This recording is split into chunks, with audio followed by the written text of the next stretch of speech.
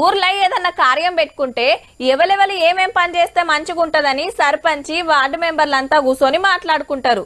మొదలు ఓ 5గురే పనులని సగబెడతారు అనుకున్నారు అనుకోండి.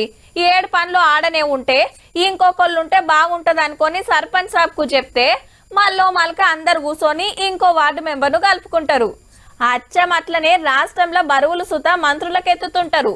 కొత్త మంత్రి రాబోతున్నాడు కదా, అగో గా ముచ్చట్నే. మంత్రిగా రేపే అజారుద్దీన్ సార్ ప్రమాణ స్వీకారం.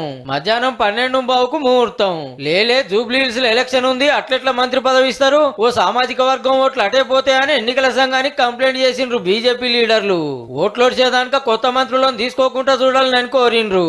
మరో వారంలో పోలింగ్ జరుగుతుండగా మరి ఏ రకంగా గతంలో ఓడిపోయినట్టు అభ్యర్థిని మంత్రిగా చేస్తున్నారో, ఎవరి కోసం మంత్రిగా చేస్తున్నారో అగో అట్లెట్లుంటది? దేశం కోసం క్రికెట్ ఆడినోడు మంత్రిని చేస్తే తప్పేందనేది సర్కారోళ్ళ మాట.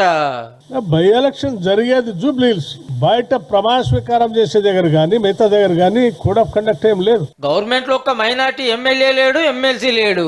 అజారుద్దీన్ సార్ ని ఎమ్మెల్సీని చేసి మినిస్టర్ ను చేయబోతుంటే గిట్ల అడ్డం పడుతురని బీజేపీ మీద గరం అవుతాండ్రు అధికార పార్టీ వాళ్ళు. ఇంకొక 20 రోజులు ఎన్నిక ఉందనగా సురేంద్ర పాల్ సింగ్ తీసుకెళ్లి రాజస్థాన్ కేబినెట్ లో మంత్రిగా చేశారు. అభ్యర్థిగా బరిలో ఉన్న వ్యక్తిని తీసుకొచ్చి మంత్రిగా చేశారు. ఈ 2 పార్టీలు ఒకటే కుట్రలు చేస్తున్నాయని గుస్సవుతున్నారు.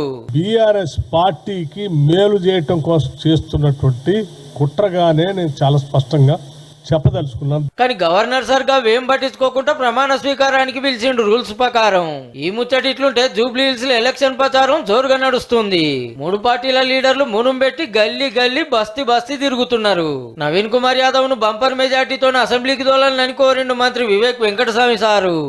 షేక్పేట్ లో మనం ఎక్కువ మెజారిటీ తీసుకొస్తే రాష్ట్ర ప్రభుత్వం పైన ఒత్తిడి తీసుకొచ్చి ఇంకెక్కువ నిధులు తెచ్చే అవకాశం ఉంటుంది. నేను ఈ ఎలక్షన్ తర్వాత కూడా మీ మధ్యలోనూ ఉంటా, మీకోసము